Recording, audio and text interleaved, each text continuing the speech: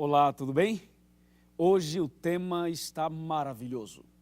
No nosso curso, na nossa série, o tema de hoje, sabe qual é? Nós vamos falar sobre a verdade que explica os sinais do fim. Prepare o seu coração, será uma grande bênção. E aí, está pronto? Ok, eu também estou pronto, Bíblia aberta. Você já pegou sua Bíblia, pegou uma caneta, pegou um papel, um caderno, alguma coisa? Veja só o que diz Amós 3, verso 7. A palavra de Deus diz exatamente assim: certamente o Senhor Deus não fará coisa alguma sem primeiro revelar o seu segredo aos seus servos, os profetas. Isso quer dizer que tudo que está acontecendo no mundo hoje, tudo que ainda irá acontecer, já estava previsto, já estava profetizado na palavra de Deus. Entende? Então, diante dessa afirmação, nós só podemos abrir a Bíblia em Mateus 24 para entender realmente o que Deus tem a revelar, qual é a verdade que Ele tem a revelar sobre o fim. Vamos abrir aqui comigo a Bíblia em Mateus capítulo 24, versículo 3. Diz assim: no Monte das Oliveiras achava-se Jesus assentado, quando se aproximaram dele os discípulos, em particular, e lhe pediram: dize-nos quando sucederão estas coisas, e que sinal haverá da tua vinda e da consumação do século. Que pergunta, hein? Imagina você sentado ao lado de Jesus e fazendo uma pergunta dessas a ele. Os discípulos perguntaram: Senhor, quando sucederão essas coisas? E diz claramente o verso, qual é o sinal? Que sinal haverá da tua vinda e da consumação do século? E aí Jesus começa a dar uma série de informações, mencionando o que aconteceria antes da volta de Jesus. Só que esse verso tem dois detalhes importantes. O primeiro é quando os discípulos perguntam assim: Senhor, quando sucederão estas coisas? Essa é a primeira pergunta. A segunda foi: que sinal haverá? Então, primeira, quando, e depois, que sinal haverá? Para responder a primeira pergunta, quando, eu convido você a abrir a Bíblia comigo em Mateus capítulo 24, verso 36. Olha que interessantíssimo. Mas a respeito daquele dia e hora, ninguém sabe, nem os anjos dos céus, nem o Filho, senão o Pai. Então, para responder a primeira pergunta, quando, Jesus disse: ninguém sabe. Agora escuta, ninguém sabe. Deu para você entender? Teve pessoas que já marcaram datas. Alguns marcaram para 1844, Jesus não veio. Outros marcaram para 1914, Jesus não veio. Outros marcaram para 1975, Jesus não veio. Outros marcaram para o ano 2000, Jesus não veio. Marcaram para 2011, para 2012, e de vez em quando aparecem umas pessoas marcando datas. Escuta bem isso aqui. A pergunta foi quando? Jesus disse: o dia e a hora ninguém sabe, ok? Somente Deus sabe, somente Ele sabe, e Ele não revelou para ninguém. Agora vem a segunda pergunta. A segunda foi a seguinte: que sinal haverá? Aí sim, aí vem um detalhe que tem a ver conosco. Que sinal haverá da tua vinda? Então Jesus agora começa a dar o sinal, e para responder que sinal é esse, Jesus menciona vários acontecimentos. Aqui em Mateus capítulo 24. Eu gostaria de ler para você alguns deles. Mateus 24, voltemos para Mateus 24, e agora nós queremos ler o versículo 4. Presta bem atenção. E Jesus, ou seja, ele lhes respondeu: vede que ninguém vos engane. Olha que advertência sábia de Jesus. Jesus disse: cuidado, hein, para ninguém vos enganar. Agora aqui entre nós, se Jesus falou assim, cuidado para que ninguém vos engane, é porque Jesus sabia, e Jesus sabe, que apareceriam enganadores, vários enganadores.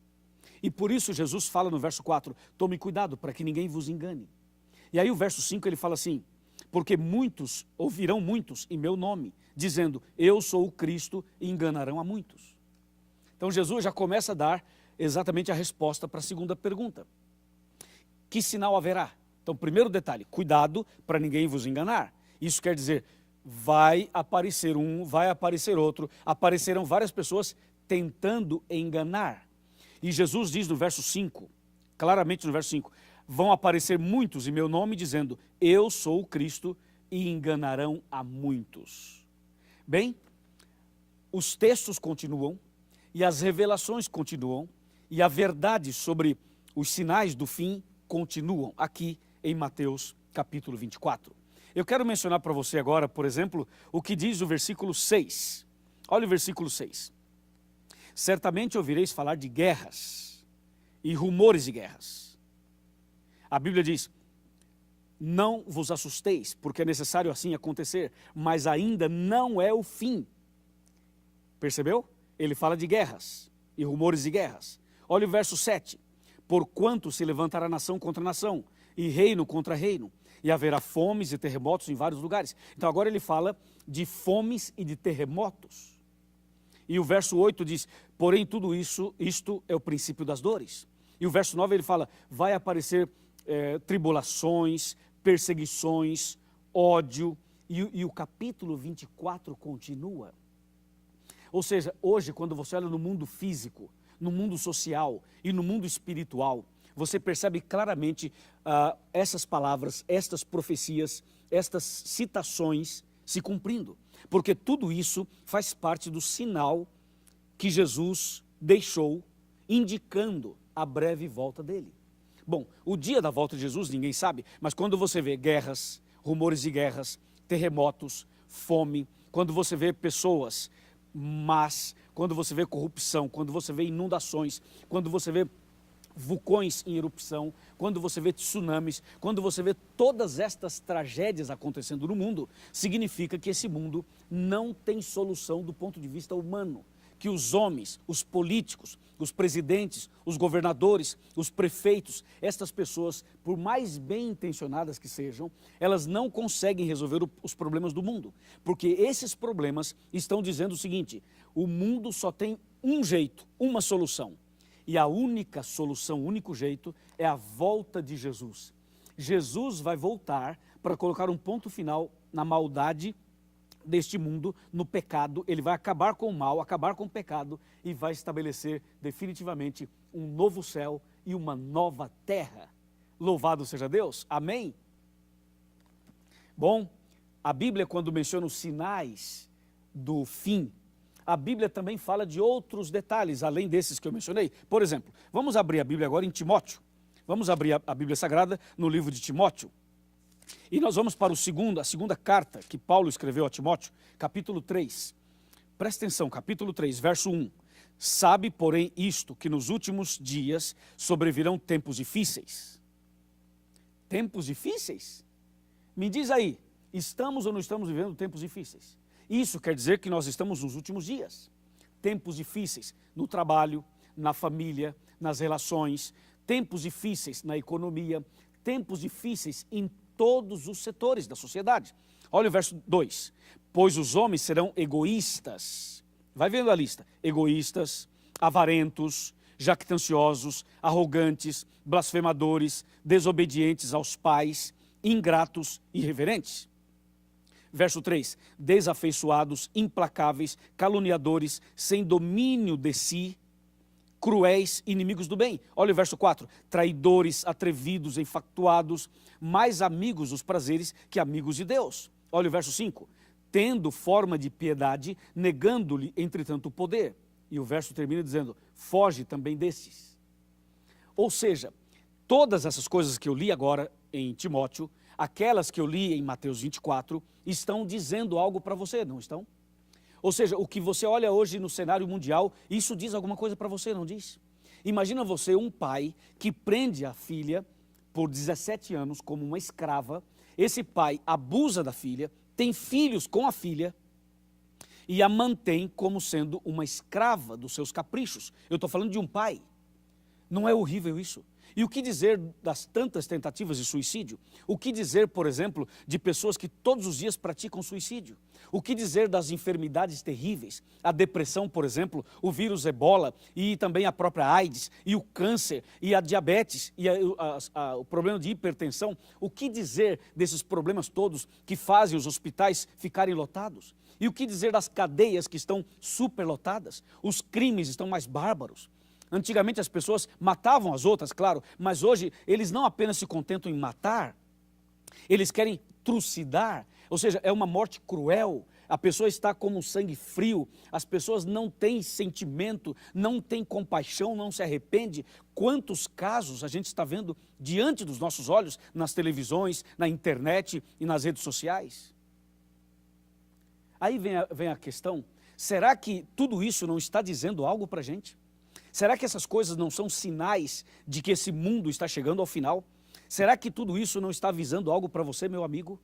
Então, por que será que as pessoas estão ainda vivendo uma vida sem compromisso com Deus? Por que será que as pessoas ainda continuam participando de situações e de programas que nada tem a ver com a salvação delas? Eu quero dar os parabéns para você, porque você está aqui com a Bíblia na mão, estudando comigo a palavra de Deus.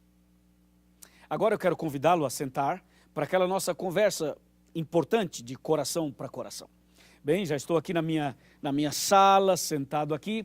Na verdade, não é minha sala, é a nossa sala. Quando eu sento aqui, é como se eu estivesse sentado na sua casa, ou no seu grupo de estudos bíblicos, ou na sua igreja, ou em qualquer outro lugar onde tem alguma pessoa estudando a Bíblia. Bem, vem cá um pouquinho, vem cá. Vem cá, pode vir. Chega mais perto. Chega mais perto, meu amigo. Isso, nós somos amigos. Pode chegar mais perto. É o seguinte. Jesus está voltando. Os sinais são claros. Esse mundo mau está chegando ao fim. E está chegando um mundo novo. Um novo céu e uma nova terra. Isso alegra o meu coração. Isso também alegra o seu coração, não é verdade? Então, meu amigo, eu pergunto, se Jesus voltasse hoje, você estaria preparado? Se a volta de Jesus fosse agora, você estaria salvo ou perdido? Salva ou perdida? Bem, ainda há tempo. Só de você estar aqui estudando a Bíblia conosco, significa que Deus está dando a você mais uma chance. Nem tudo está perdido. Você pode hoje tomar a decisão e se preparar para a volta de Jesus. Você pode nascer de novo. Você deve nascer de novo. Então procure a Igreja Adventista do Sétimo Dia. Vá à nossa igreja e diga assim, eu assisti um estudo bíblico, o DVD, sobre a verdade, e eu quero me preparar para a volta de Jesus. O pastor vai te receber, os nossos irmãos irão receber, os membros da igreja irão receber você, e você vai começar agora a ampliar seus conhecimentos, os seus estudos, e vai se preparar para a volta de Jesus. Porque os sinais estão aí diante dos nossos olhos. Você aceita esse convite? Aceita esse chamado de Jesus? Aceita começar hoje uma vida nova? Aceita se preparar para a volta de Jesus? E aí se você fala, pastor, eu aceito. Vamos ver, fala aí, aceita ou não aceita? Quer se preparar para a volta de Jesus? Fala, meu amigo, diz aí, aceita ou não aceita? É claro que você aceita. Então só quando você falou assim, eu aceito, sabe o que aconteceu? Acabou de cumprir mais uma profecia. É isso aí. Sabe qual se cumpriu agora? Quando você disse, eu aceito, eu quero. Se cumpriu Mateus 24:14 na sua vida. O Evangelho do Reino, ele foi pregado para você, está sendo pregado agora. E se você aceitou, significa que essa profecia na sua vida se cumpriu. Parabéns, parabéns, louvado seja Deus.